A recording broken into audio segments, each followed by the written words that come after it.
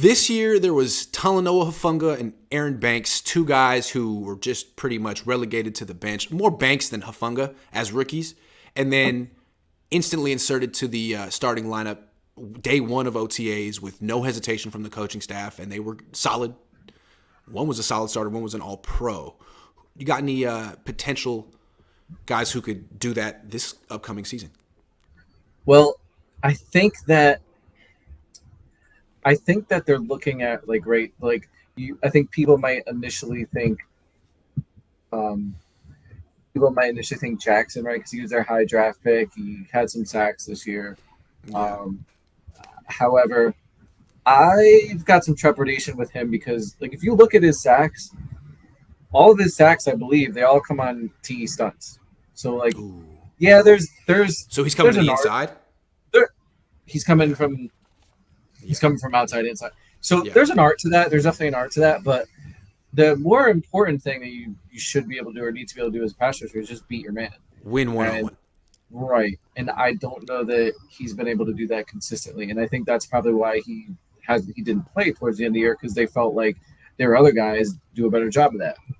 Now, Gary Hyder. Yeah. That all being Charles said, Adeniju. Yeah. my pick for the guy to really excel and start and do well is Womack. Talk about it. I think he showed early on he had skills. He definitely could cover deep. I think they wanted him to play inside. I think it was and Sherman, I believe, talked about it too. Usually you go with vets there inside because it's a lot harder. I think his spot might be outside. The 49ers don't like playing rookies, so they went with Lenoir. I think Womack might be the guy next year that they play outside and then they move Lenoir inside. Sounds crazy because Lenoir played well down the stretch outside, but I think that might be his spot.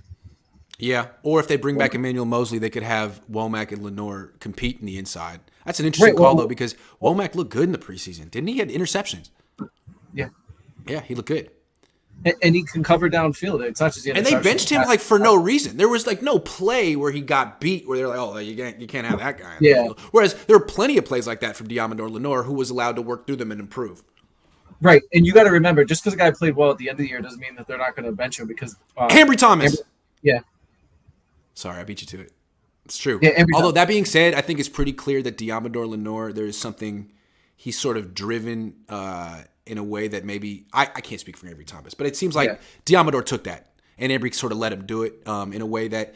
Remember when Mosley took it from Witherspoon? Kind of like that. And maybe also, I mean, Womack maybe a year or after a year in the system might be able to pick up that nickel spot too if they decide to just play him inside. But he's the guy. I think that he might. Yeah, I mean, he's a little faster than Lenoir. Lenoir keeps giving up big plays on the outside, so he had those two big picks, but still, I wonder if that keeps happening. You got to move him out of there. The other guy. Honorable mention might be Khalil Davis, who was injured this past year. He's a guy that. That's a good call. Yeah, he was a linebacker, and they moved him to defensive tackle. He's quick. He's been injured this past year. Now the Niners don't necessarily have the best history with redshirt injury guys, but yeah. Also, I wouldn't be surprised if they move Burford to right tackle. Frankly. I mean, I think they probably want McGlinchey back, but it's possible that he gets priced out like Tomlinson, and they move Burford to right tackle. They could say that was the plan all along, and they could put someone like Jason Poe at guard or someone, I don't know. So there could be Nick Zakel, although he could be the center. He could be the center. Poe could be the guard. Those could be two right there. I could see that happening. I do think that McGlinchey might be pricing himself out. I mean, right now, he's just so good. If you're a GM from another team, Mike McGlinchey had a great year. A great year, and I think you should give him a large, multi-year deal because he deserves it. And you know what? I think the Niners were a mere stepping stone for Mike, and he deserves to go to bigger and better places. So I give him my full endorsement. I don't think McGlinchey is as bad as maybe he seems. Me but neither. I He gets a I bad don't rap, and I won't stand for it. but I don't think that you should overpay. Like, I think the market's going to be a high demand for him. And I Another think team it's a should, but good this team shouldn't. Right. Yeah. This is an opportunity to upgrade. Yeah, unfortunately, I don't know. Is Burford an upgrade over McGlinchey at right tackle? Maybe. Maybe I he don't know. is. I mean, we'll see. Here, and this is the problem with right tackle. The issue at right tackle is that most of the best tackles in the league are first or second round picks, and that goes for left side or right side. And the Right. Niners don't have that. So Right. So what are you going to do? God forbid Trent Williams retires. God forbid Trent Williams retires. Yeah, that's the one. If he That's retires,